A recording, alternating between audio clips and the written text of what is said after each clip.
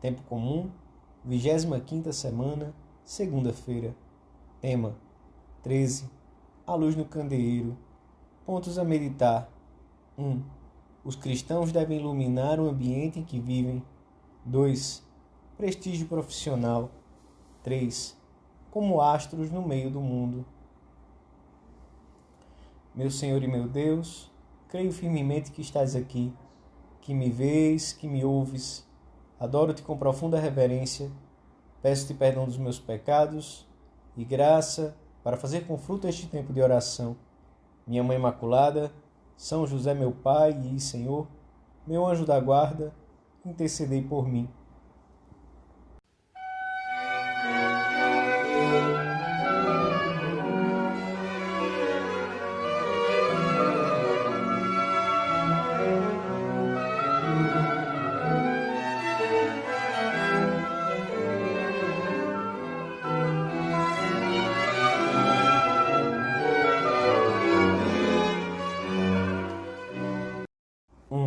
No Evangelho da Missa, lemos este ensinamento do Senhor.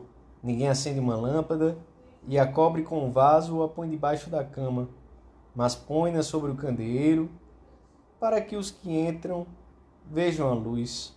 Quem segue o Senhor, quem acende uma lâmpada, deve trabalhar não só pela sua própria santificação, mas também pela dos outros. Jesus Cristo ilustra-o com diversas imagens muito expressivas e acessíveis ao povo simples que o escutava. Em todas as casas se acendia a lamparina ao cair da tarde, e todos sabiam onde colocá-la e por quê. A lamparina era acesa para iluminar e devia ser colocada no alto, talvez pendurada num suporte fixo previsto para esse fim.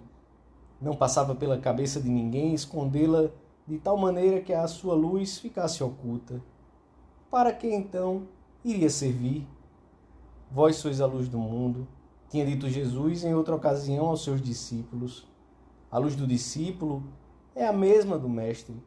Sem esse resplendor de Cristo, a sociedade jaz nas trevas mais espessas, e quando se caminha na escuridão, tropeça-se e cai-se. Sem Cristo, o mundo torna-se difícil e pouco habitável. Os cristãos devem iluminar o ambiente em que vivem e trabalham. Não se compreende um discípulo de Cristo sem luz. Seria como uma lâmpada colocada debaixo de um vaso ou da cama. O Concílio Vaticano II salientou a obrigação do apostolado como um direito e um dever que nascem do batismo e da confirmação, a ponto de afirmar que todo membro do corpo místico que não trabalha segundo a sua medida para o aumento desse corpo, deve considerar-se inútil para a Igreja e para si mesmo. Este apostolado, que tem formas tão diversas, é contínuo, como é contínua a luz que ilumina os que estão na casa. O simples testemunho de vida cristã e as boas obras feitas em espírito sobrenatural possuem a força de atraírem os homens para a fé e para Deus. Não é, pois, uma luz intermitente, porque resulta do brilho emitido permanentemente pelas obras dos que seguem o Mestre.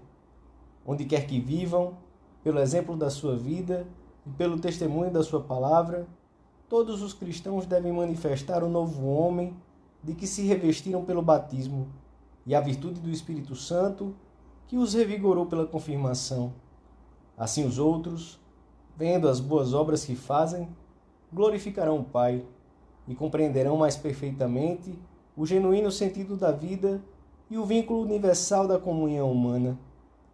Vejamos hoje se aqueles que trabalham ombro a ombro conosco, os que vivem ao nosso lado, debaixo do mesmo teto, os que se relacionam conosco por um ou outro motivo, recebem de modo habitual essa luz que lhes indica amavelmente o caminho que conduz a Deus. É a luz da conduta irrepreensível e alegre, que flui espontaneamente de cada uma das nossas obras, sejam ou não vistas pelos homens, e que os impressiona precisamente porque flui de modo contínuo e natural. 2. O trabalho O prestígio profissional é o candeeiro sobre o qual deve brilhar a luz de Cristo. Que apostolado poderia realizar uma mãe de família que não cuidasse com esmero do seu lar? Como poderia falar de Deus aos seus amigos um estudante que não estudasse? Ou um empresário que não vivesse os princípios da justiça social com seus empregados? O Senhor quer que o farmacêutico avie uma receita com competência, que o profissional liberal seja honesto e leal nos serviços que presta, que o funcionário público seja justo, atencioso e insubornável, que o taxista conheça bem as ruas da grande cidade, que o motorista de um meio público de transporte não maltrate os passageiros pela maneira precipitada e aos solavancos com que conduz. E os exemplos poderiam multiplicar-se até o infinito. Toda a vida do Senhor dá-nos a entender que, sem a honestidade, a diligência e a perfeição na execução próprias de um bom trabalho, a vida cristã fica reduzida, quando muito, a um feixe de desejos, talvez aparentemente piedosos, mas estéreis. Cada cristão deve viver de tal modo que à sua volta se perceba o bonus odor Christi, o bom odor de Cristo. Deve agir de tal modo que, através das ações do discípulo, se possa descobrir o rosto do Mestre. Desde o começo da sua vida pública, o Senhor foi conhecido como carpinteiro, filho de Maria, e perante os milagres, a multidão exclamava: fez tudo bem feito, absolutamente tudo. Os grandes prodígios e as coisas triviais, cotidianas, que a ninguém deslumbraram, mas que Cristo realizou com a plenitude de quem é perfeito Deus e homem perfeito. Jesus, que quis servir-se de imagens tiradas dos mais diversos ofícios para exemplificar os seus ensinamentos, olha com amor o trabalho, as diversas manifestações, vendo em cada uma delas um aspecto particular da semelhança do homem com Deus, Criador e Pai. Para chegarmos a ter um sólido prestígio profissional, é necessário cuidarmos da formação própria da nossa atividade ou ofício, dedicar-lhe as horas necessárias, fixar metas para aperfeiçoá-la cada dia, mesmo depois de concluídos os estudos ou período de aprendizagem. Os conhecimentos profissionais devem ser vistos por nós como um cabedal posto por Deus nas nossas mãos para que o façamos crescer. Não nos esqueçamos nunca de que, para nós, a vocação profissional é um elemento da vocação cristã. Como consequência lógica desta seriedade no exercício da atividade profissional, o fiel cristão terá entre os seus colegas a reputação de bom trabalhador ou de bom estudante que lhe é necessária para realizar um apostolado profundo.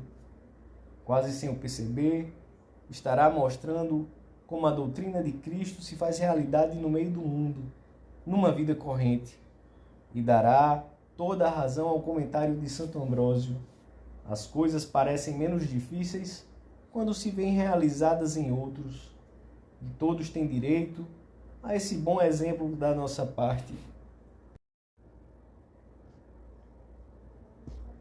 3.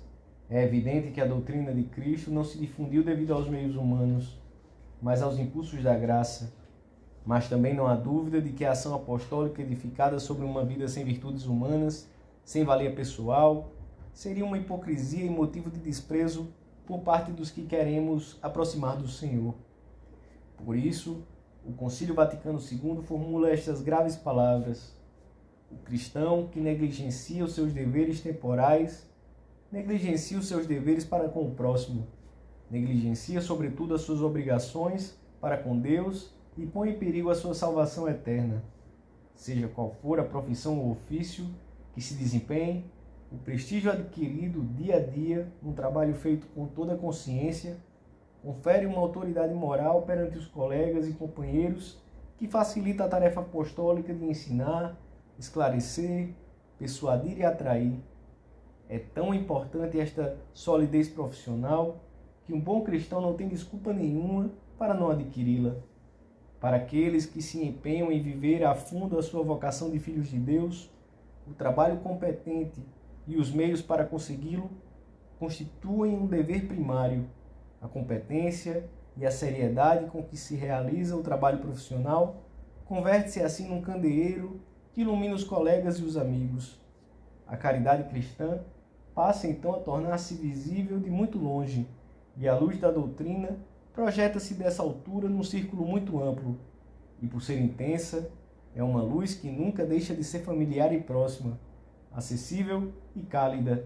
São Paulo exorta os primeiros cristãos de Filipos a viverem no meio daquela geração afastada de Deus de tal maneira que brilhem como astros no meio do mundo. Assim aconteceu, e o exemplo que deram arrastava tanto que dele se pôde dizer: o que a alma é para o corpo, isso são os cristãos no meio do mundo, como se pode ler num dos escritos cristãos mais antigos. Peçamos a Nossa Senhora, sede da sabedoria, que nos ensine a ser fiéis ao cumprimento do dever profissional, a não trabalhar como diletantes, mas espremendo as nossas energias como quem sabe que Deus nos vê a cada instante e espera de nós uma obra perfeita ao fim de cada jornada. Este testemunho da nossa inteligência e das nossas mãos será uma das melhores provas da nossa fé junto daqueles que queremos atrair para Deus. Dou-te graças, meu Deus, pelos bons propósitos, afetos e inspirações que me comunicaste nesta meditação. Peço-te ajuda para os pôr em prática. Minha Mãe Imaculada, São José, meu Pai e Senhor, meu anjo da guarda, intercedei por mim.